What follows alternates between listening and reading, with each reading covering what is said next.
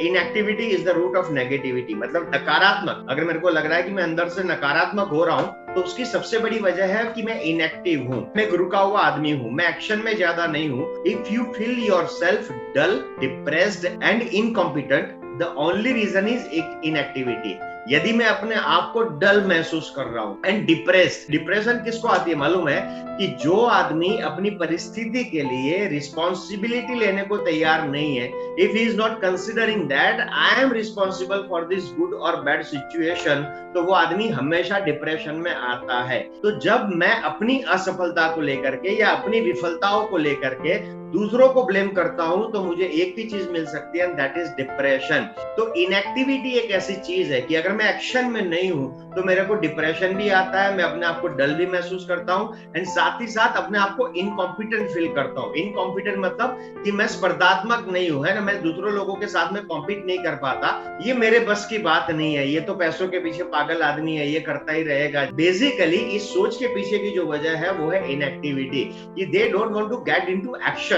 तो my dear friends, basically inactivity is the basic cause behind our dullness, behind our depression और behind our incompetency. Insects never sit on running water, बहते हुए पानी के ऊपर कीड़े कभी नहीं बैठते। तो जो नकारात्मकता है, जो नेगेटिविटी है, जो डलनेस है, जो डिप्रेशन है, जो डिसअपॉइंटमेंट है, जो इनकॉम्पिटेंसी है, ये अलग अलग प्रकार के जो कीड़े हैं, ये उन लोगों के ऊपर बैठते हैं कि जो नदी की तरफ बह नहीं रहे हैं। डिप्रेशन से बाहर निकलने का सबसे आसान तरीका, इनकॉम्पिटेंसी की बीमारी से बाहर निकलने का सबसे आसान तरीका, डलनेस से बाहर निकलने का सबसे आसान तरीका, गेट योरसेल्फ इनटू एक्शन। आपने देखा होगा कि जब भी पानी, तालाब का पानी रहता है, या तो मान लो कि किसी जगह पर पानी भरा हुआ है ना, बह नहीं रहा है, तो वहां पर गंदगी भी जमा होती है, वहां पर कीड़े भी बैठते हैं, मच्छर भी आकर के बैठते हैं। लेकिन जो बहता हुआ नदी का पानी रहता है, बहती हुई झील का पानी रहता है, वो पानी एकदम से साफ सुथरा सा होता है, क्योंकि पानी बहता है तो कोई भी कीड़ा उसके ऊपर बैठने की हिम्मत नहीं करता।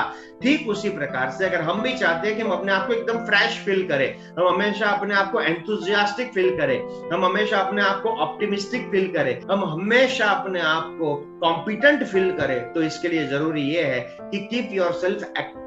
हम जितने ज्यादा कार्यान्वित रहेंगे, हम जितना ज्यादा एक्शन में रहेंगे, आप यकीन माने आपके पास में सोचने के लिए, या तो चिंताएं करने के लिए, या दूसरों को क्रिटिसाइज करने के लिए, या अपनी विफलता के लिए दूसरों को जिम्मेदार समझने का आपके पास में वक्त ही नहीं बचेगा।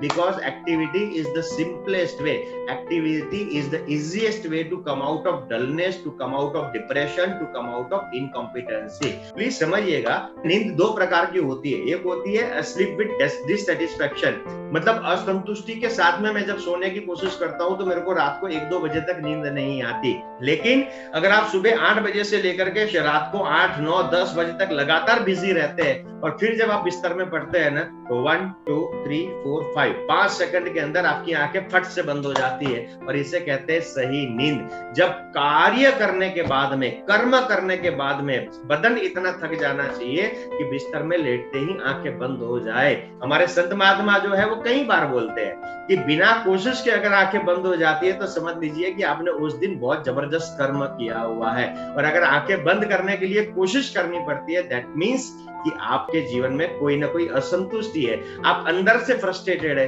आपको मजा नहीं आ रहा है, आपको अपने आप के लिए मतलब सेटिस्फेक्शन नहीं है कि आज मैंने कुछ ऐसा काम किया, अदरवाइज सोने के लिए मेहनत नहीं करनी पड़ती है। और हमारे शास्त्र कहते थे कि साधु तो चलता भला, उतना वो पवित्र रहेंगे उतने ही वो सफल रहेंगे। हम जितना ज्यादा बहते रहेंगे, हम जितना ज्यादा घूमते रहेंगे, हम नए नए लोगों से मुलाकात करते रहेंगे, हम लोगों से बातचीत करते रहेंगे, जो चीज हमारे पास में, जो अपॉर्चुनिटी हमारे पास में, जो प्रोडक्ट हमारे पास में, उन चीजों के बारे में दूसरों के साथ में जितना ज्यादा शेयर करते रहेंगे, नेगेटिविटी हमसे कोसों दूर रहेगी, नकारात्मकता हमसे कोसों दूर रहेगी, डिसअपॉइंटमेंट हमसे कोसों दूर रहेगा। कोई भी आदमी नेगेटिविटी का कचरा जानबूझ करके नहीं डालता, लेकिन मैं अगर रुक जाता हूं तो कचरा तो आना ही आना है। आप देखिएगा, मैं 500 किलोमीटर अहमदाबाद से बंबई गाड़ी लेकर के जाऊंगा ना, गाड़ी चल रही है, तो मेरी गाड़ी पे कचरा नहीं बैठता।